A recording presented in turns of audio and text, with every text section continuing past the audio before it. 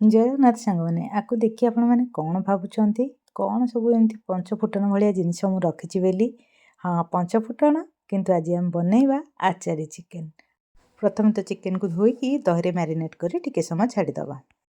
ସେଥିପାଇଁ ପଞ୍ଚଫୁଟଣରେ ଯେତିକି ଜିନିଷ ଆମେ ନେଉଛେ ଧନିଆ, ଜିରା, ସୋରିଷ, ତା ସହିତ ନେଇଯିବା ଆମେ କଳା ଜିରା, ତା ସହିତ ଆମେ ନେଇଯିବା ପାନମଧୁରୀ। ଜିରାର କ୍ୱାଣ୍ଟିଟି ଟିକେ ଅଧିକ ରହିବ, ଆଉ ସୋରିଷଟା ଟିକେ କମ୍ ରହିବ, ଆଉ କଳା ଜିରା ବି ଟିକେ କମ୍ ରହିବ। ତା ସହିତ ନେଇଗଲି ଶୁଖିଲା ଲଙ୍କା। ବର୍ତ୍ତମାନ ୟାକୁ ଆମେ ଡ୍ରାଏ ରୋଷ୍ଟ କରିଦେବା। ଏ ରେସିପି କରିବା ପାଇଁ ଆପଣ ଜମା ବି ମାନେ ଭୁଲିଯିବେନି, କାହିଁକି ନା ଯେହେତୁ ଆଚାରୀ ଚିକେନ୍, ଆଚାର ଯେଉଁ ଜିନିଷ ଆମେ ପକାଉଛେ ସେଇ ଜିନିଷକୁ ଆମେ ରୋଷ୍ଟ କରିବା। ଏବେ ତାକୁ ନେଇକିନା ଗୁଣ୍ଡ କରିଦେବା, ଦରଦରା ଗୁଣ୍ଡ କରିବା, ପୁରା ପାଉଡ଼ର କରିବାର ନାହିଁ। ତ ମୁଁ କୁଟଣରେ କଲି, ଆପଣ ଚାହିଁଲେ ଗ୍ରାଇଣ୍ଡରରେ ବି ତାକୁ ଦରଦରା ଟାଇପ୍ର କରିଦେବେ। ତାପରେ ମୁଁ ଏଠି ଅଦା, କଞ୍ଚା ଲଙ୍କା ଆଉ ରସୁଣ ନେଇଗଲି, ତାକୁ ଆମେ କୁଟିକି ତାର ଗୋଟେ ଛେଚା ବନେଇଦେବା। ପିଆଜ ନେଇଯାଇଛି, ଟିକେ ଅଧିକ ପରିମାଣରେ ପିଆଜକୁ ଲମ୍ବା ଲମ୍ବା କରି କାଟି ସାରିଲା ପରେ ଏଠି ମୁଁ ତେଲ ଗରମ କରିଦେଲି, ଆଉ ସେଥିରେ ପକାଇଦେଲି କଟା ଯାଇଥିବା ପିଆଜ।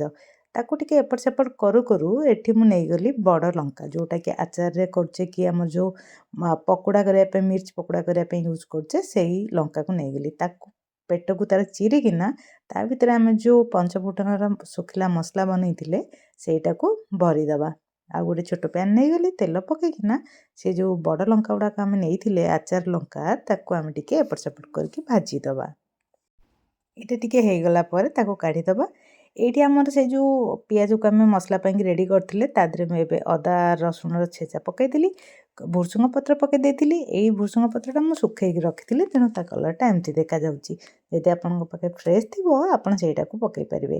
ପକାଇ ସାରିଲା ପରେ ଚିକେନ୍ ପକାଇକିନା ତାକୁ ଏଠି ମୁଁ ରେଡ଼ି କରିଦେଲି। ଆମେ ଯେଉଁ ମସଲା କରିଥିଲେ ଛେଚିକିନା ତା ଦେହରେ ଟିକେ ଚିନି ପକାଇଦେବା, ଚିନିରେ ସ୍ୱାଦ ବଢ଼ିଯାଏ। ଟମାଟୋ ପ୍ୟୁରି କରିକି ରଖିଥିଲି, ଅବିକି ଚିକେନ୍ ଦେହରେ ପକାଇ ଦେଇକିନା ଟମାଟୋ ପ୍ୟୁରିଟାକୁ ଭଲସେ ଏପଟ ସେପଟ କରିଦେବା। ସେ ହେଇସାରିଲା ପରେ କୁଟାକୁଟି ମସଲା ଯାକ ପକାଇଦେବା। ଯଦି ଆପଣଙ୍କୁ ଲାଗେ ଯେ ଟିକେ ଲଙ୍କାଗୁଣ୍ଡ ଆଉ ଲୁଣ ପକାଇବା ପାଇଁକି, ସେଇଟାକୁ ବି ପକାଇଦେବେ। ଭଲ ସେ ତାକୁ କଷିଦେବା, ସେଇଟାକୁ ହାଇ ଫ୍ଲେମ୍ରେ ଆମେ କଷିବା। ଏଠି ମୁଁ କଞ୍ଚା ସୋରିଷ ତେଲ ଟିକେ ନେଇଗଲି।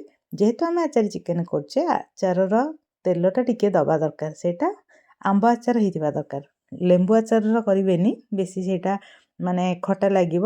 ଆମ୍ବ ଆଚାରର ତେଲ ଯଦି ଅଛି ସେଇଟାକୁ ନେଇକି ପକାଇଦେବେ।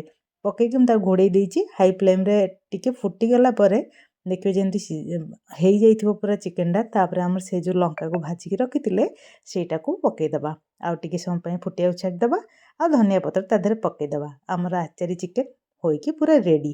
ଆଉ ଭାତ ସାଙ୍ଗରେ ଆଉ ରୁଟି ସାଙ୍ଗରେ ଆପଣ ଆକୁ ଏନ୍ଜୟ କରିପାରିବେ।